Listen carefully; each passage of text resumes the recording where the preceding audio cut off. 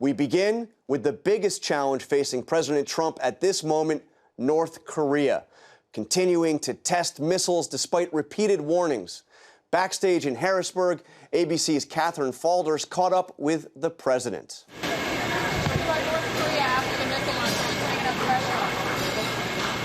Soon find out. Military action. Soon find out.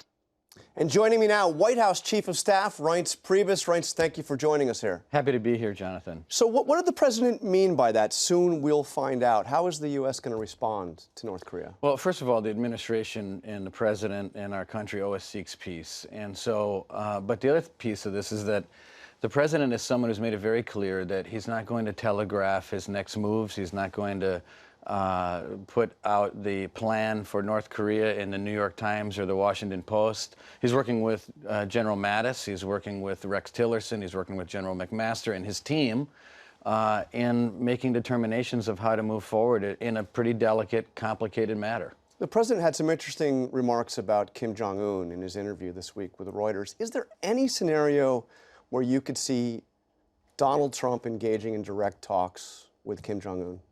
I'm not sure about that, Jonathan. I don't want to get ahead of him or the foreign policy team on that matter. But certainly we have a situation where lots of administrations before us and many others have just watched this transpire, watched North Korea build the capability it has today, watched them put missiles into mountainsides, and here we are today.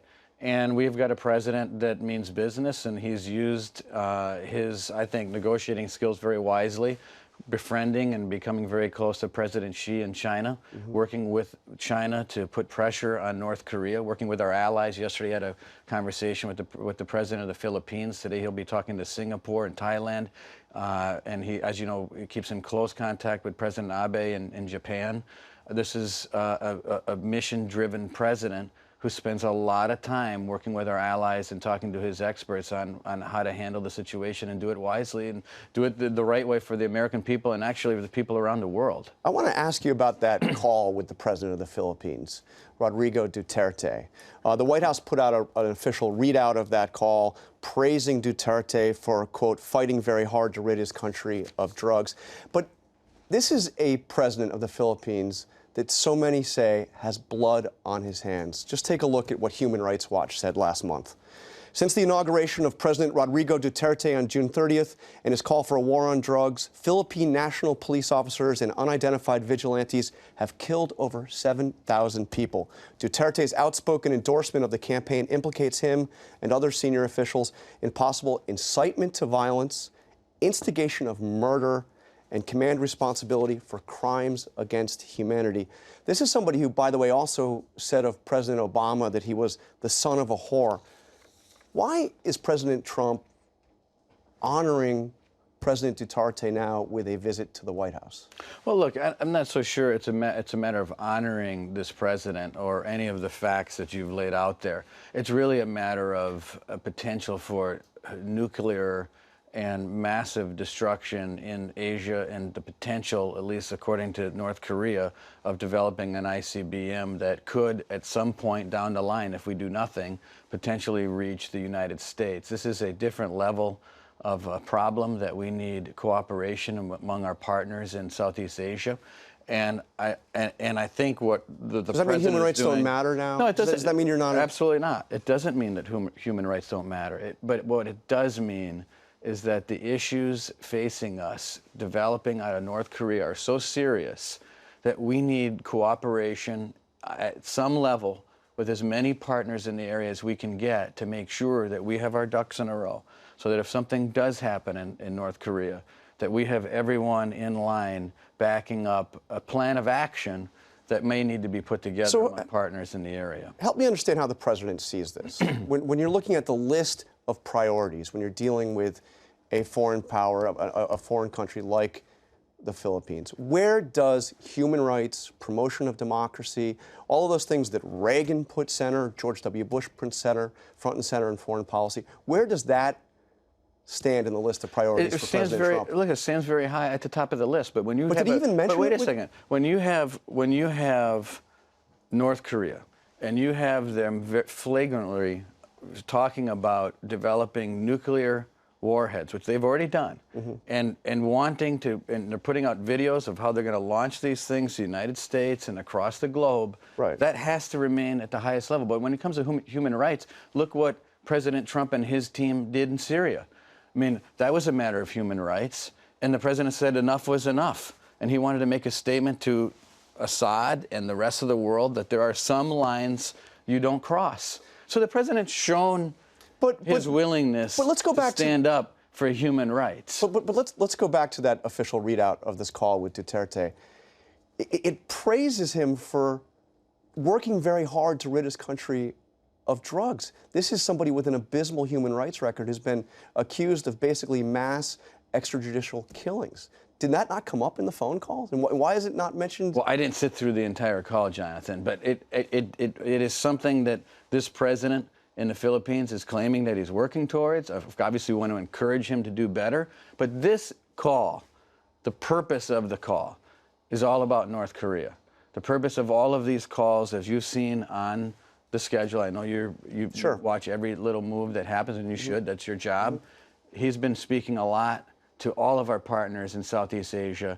The issue on the table is North Korea, and there is nothing right now facing this country and facing the region that is a bigger threat than what's happening in North Korea. And if we don't have all of our folks together, whether they're good folks, bad folks, people that we wish would do better in their country, doesn't matter. We've got to be on the same page. Okay, let's turn to domestic issues. You unveiled at least the outline of the president's tax plan, and you've heard critics say this is a giveaway to the rich. So I want to ask you, and I know you disagree with that, but are you open to a compromise that would actually raise the top rate, raise the rate on the very wealthiest in this country to, say, 40%? Is that something you'd be willing to do as a part of a final compromise? I'm not going to get ahead of where we're at on the negotiation side, and obviously we've got to work with our leadership on the Hill and the House and the Senate. We've got to talk to people across the country that are affected by whatever tax reform plan is ultimately signed into law. But if you look at where this tax plan is going, while the top rate is lowered to 35%, there's also a lot of deductions that have been taken off the table. So a person like Donald Trump, or a person like some of our folks like Steve Mnuchin and others, they're not going to see much of a reduction in their taxes because a lot of the deductions the president could see a big but a lot of the deductions that they enjoy are taken away. And so, quite frankly, it's not a tax increase for people at the top. It's actually a massive tax deduction, and what the president cares most about is the middle class. This is a targeted tax deduction for the middle class. It's also targeted at attracting business in this country and making sure that businesses can pass on savings to their employees so people can put more money in their pocket, they can enjoy the American dream, put their kids through college, and retire like people used to do. Back when places I grew up in, Kenosha, Wisconsin, where you could work 30 years at American Motors or Chrysler, and you could have a great life. That's the way things used to be. That's not the way things are in a lot of places anymore, and that's what President Trump cares about. The middle class, the American dream, that's what's in his heart. So I remember quite well, many times over the course of the campaign, candidate Donald Trump, talking about how he was going to raise taxes on the hedge fund guys, as he called them. He said the hedge fund guys are getting away with murder. Now I want you to take a look at the way the tax plan was received when it was released this week. Reuters headline, fist bumps at hedge funds over Trump's tax plan. New York Times, tax plan silent on carried interest, boon for the very rich. Axios, Trump plan would lower taxes on some hedge fund managers. So, I mean, it looks to me, at least initially here, that the hedge fund guys are still going to be getting away with murder? Well, that balloon's going to get popped pretty quick. So it is. Just stay tuned on that. So, carried interest is on the table, and this is the loophole that allows hedge fund managers to get a much lower. The president wants to get rid of carried interest, so that balloon's not going to stay inflated very long. I can assure you of that. Now this brings me to the question that you've dealt with a lot over the last. See, we've made news. Yes, I like that. See, we got some news. But now I want to ask you about the president's own taxes. It was interesting. Secretary Mnuchin, Treasury Secretary Mnuchin, speaking of the president's, responding to my question in the briefing room about whether or not he would release his tax returns, said the president has no intention of releasing his taxes. Was he speaking for the president there? Because until then, I had been hearing you all say, and the president saying, that he needed to wait till the audit was done. First Is now audit or no audit? Well, his position is the same, is that he's under routine audit. When an audit's done, he's going to look at releasing his taxes. But wait a minute, let's go back for a second. First of all, this was an issue on the table for the American people. They didn't care. I mean, I hate to tell you, but polls actually suggest that they would like him to release well, this. the same polls that said he was going to lose and he won. Hang on, you care. Other people apparently that are involved in the news and journalists and people like that. But I don't want. I actually don't want to debate the issue. But the one tax release that was released showed that our president paid $38 million. Did the president release that? That someone released it. That he paid $38 million in his taxes. And no, the president didn't release it. Someone obtained it illegally. But he paid $38 million in taxes, and that was supposed to be such a big night for MSNBC. No, I remember well. I remember well. I remember he paid a lot of taxes in 2005. He ended up spent $38 million in taxes. It was about a 25% rate.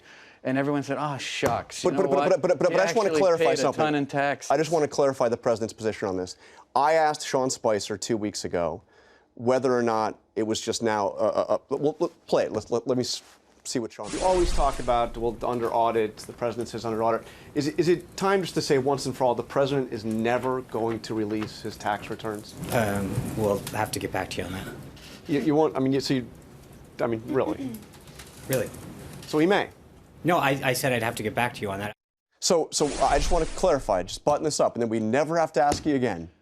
Is he never going to release his taxes, with or without audit, no audit? Is it now the policy that he simply will not release his taxes? What the president has said is that he's under routine audit.